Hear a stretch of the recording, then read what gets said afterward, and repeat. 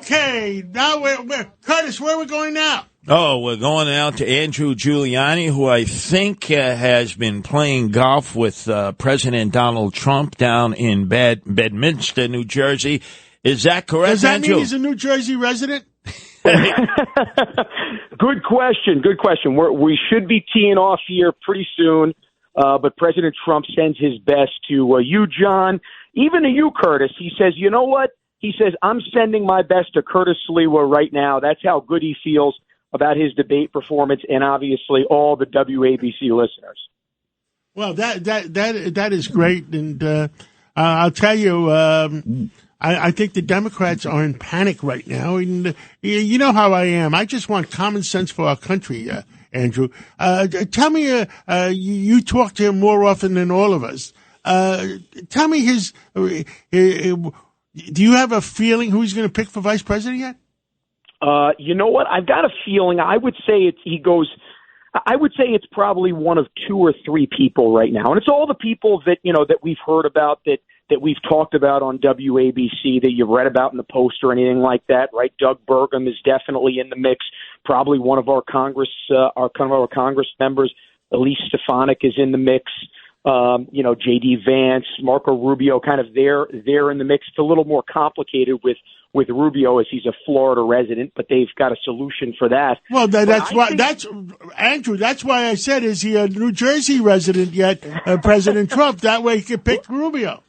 Well, John, I think if they were to do that, they would actually make Rubio a D.C. resident. I don't think Trump is going to change from Florida, especially considering the lawfare that happened in the neighboring state of New Jersey in New York. So I think you have to look at that in terms of how he's been targeted in these blue states. And I think he realizes it'd be really, really foolish if he's a resident of a blue state anymore, considering what they've tried to do for him. But as you know, John, his mood is great. He seems to thrive in the chaos.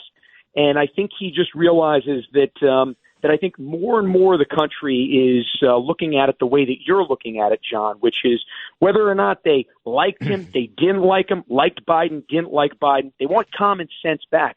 And that answer, when more and more people are asking, how do we get that back? The answer is Donald Trump. It's not Joe Biden. And if anybody watched that debate with their own two unbiased eyes just a week ago today, they know that the answer is Donald Trump. Well, you know something, Albert? I equate this to the old black and white film of heavyweight fighters, because Joe Biden, heavyweight, Donald Trump, heavyweight, two guys on a stage. Rocky Marciano was fighting Joe Louis and was not expected to be the winner.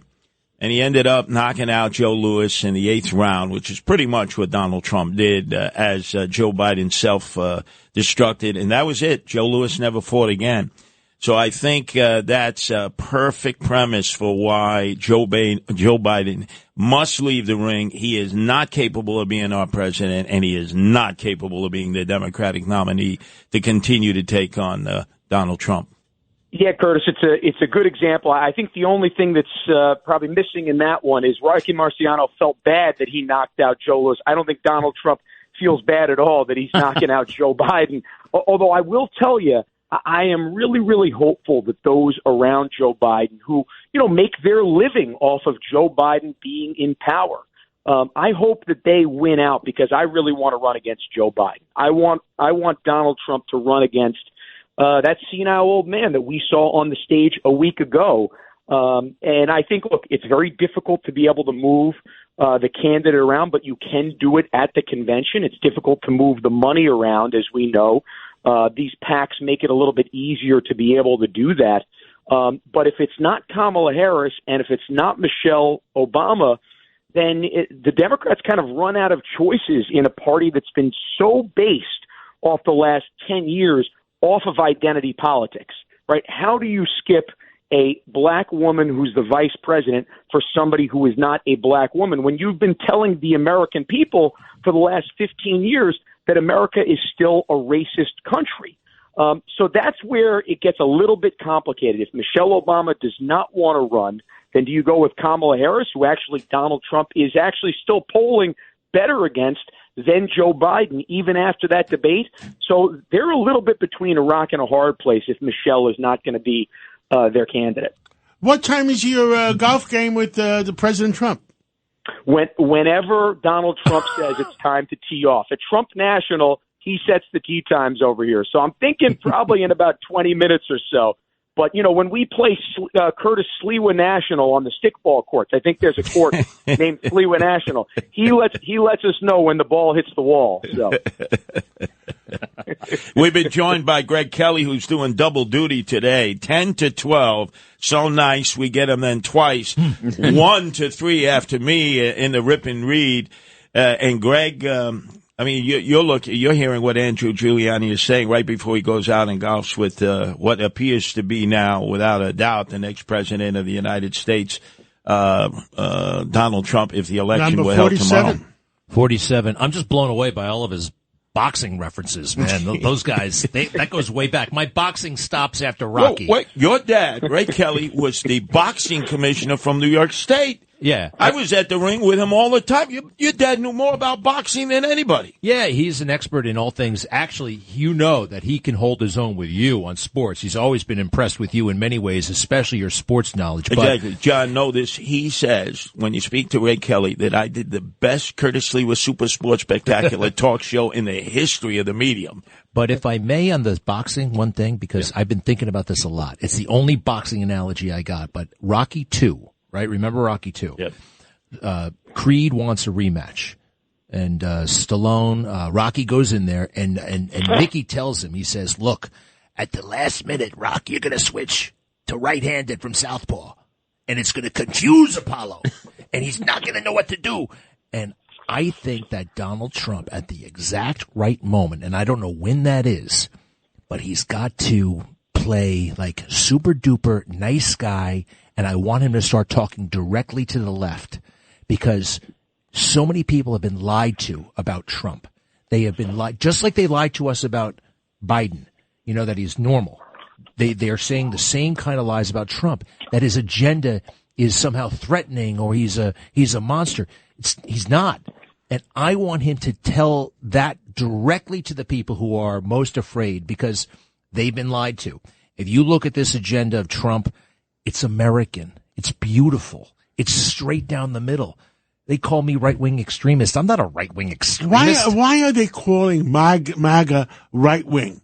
Make America great again. What's wrong with the words "Make America great again"? I don't understand that. It's beautiful. And, I know what they try to do. Well, make America great again. That means you want to make white people in charge. And no, it doesn't. I remember the first time I heard Donald Trump say that. You know what I thought? I thought, we haven't walked on the moon in 52 years. That's exactly what we haven't done anything cool as a country it's more than in a long 52, time. Isn't it? Yeah, but, I had a conversation with Andrew Giuliani recently in which I said, Andrew, they've co-opted the American flag on Flag Day. They make it appear that if you fly an American flag, you're MAGA, you're a Trump supporter. How can they do that? So that moderate Democrats... I got tears in my eyes. I'm going to tell you that. Yeah, and I've known a lot of moderate Democrats who have regular homes, blue-collar working class. They don't put the American flag out any longer. They're scared of the socialist Democrats because the socialist Democrats attack the common sense Democrats.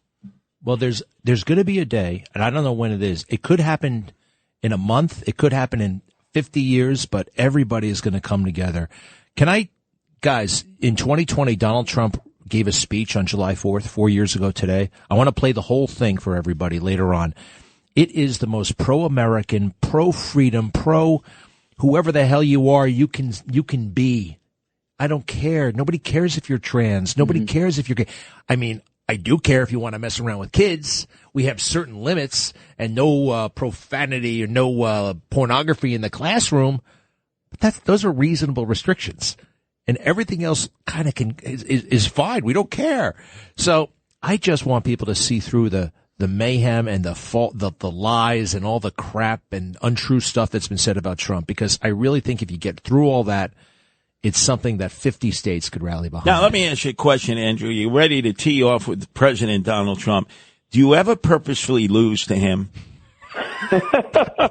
Never. No, we can't do that. The thing is, he always generally chooses me on his team, so that's why we can win together. But I've got to tell you, Greg, I am so happy you're playing that speech. I remember that speech so well. It was at Mount Rushmore, really one of the best speeches, I think, during Trump's presidency. And you're absolutely right. It was a message of hope.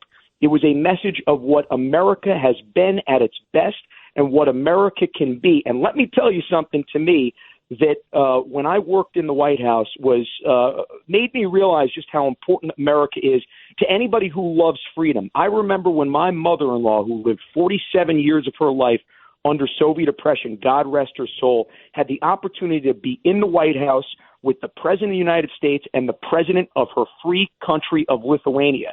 And I still have chills thinking about what that freedom means, not just to us Americans that absolutely love it, but to all those around the world. That's the importance of having a commander-in-chief who has control of the situation, not somebody like Joe Biden. And that's why we need to not just save this country, but save Western civilization over the next 4 months.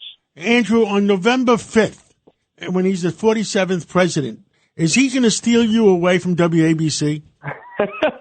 No, look, I am very, very excited to continue on here and continue to do my good work. And look, I told him I'm obviously willing to help him in whatever way. But I think more and more, I think I'm going to be a New York resident for even his term in D.C. I told him I can help him, but I'd love to help him from the outside. And John, you know, we're all celebrating right now, and it's obviously good.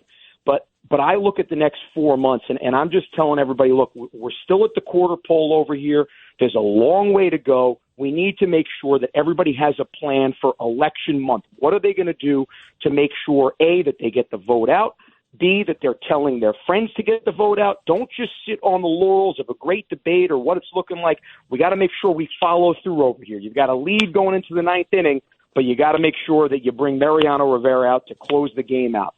And we must make sure, Lara Trump talked about it, I heard it the other day, that we must make sure that our polls are secured and that all the people that's supposed to vote, and there's no cheating at the polls. Right. And we should increase the penalty for cheating at the polls. Absolutely. Hey, look, think about this. In New York City, just a few years ago, you used to have an identification in order to eat a cheeseburger in a restaurant. Why shouldn't there be ID, nationwide ID, to be able to go and vote, right? They're just simple things like that. We want as few drop boxes as possible, and I have 0 drop boxes, voting on Election Day. But guess what?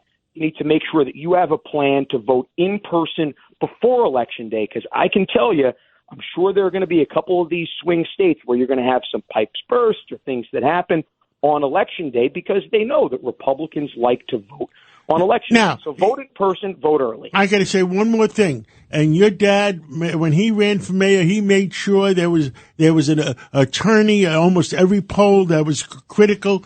And that's how your dad won. And then the second term, he won in landslide. But the one thing is, the people that are saying that voter ID is racist, I think they're racist. Are they saying that the people are too stupid to know what they're voting for, or they can't get ID? No, you're absolutely right. That's the excuse that they're making there. But they just want an election that there's no accountability, right? If you don't have ID, then there's no accountability in terms of this. And look, this goes far beyond 2020. I remember talking to somebody when I was a kid learning about this stuff, about Philadelphia. And they would say, well, whoever the union preferred candidate was, at around 9:05 p.m., the Camden vote would come in. I said, well, where's Camden? It's in New Jersey. So this is something that's been happening. You go all the way back to, Chicago and JFK versus Nixon. You're absolutely right. And Laura Trump is absolutely right. We have to make sure we secure the vote on November 5th. If we do that, then Donald Trump is the 47th president of the United States. Andrew Giuliani, thank you, and give the president all our regards. Happy Independence Day, guys. Happy Independence Bye, Day. God Andrew. bless America. God bless America.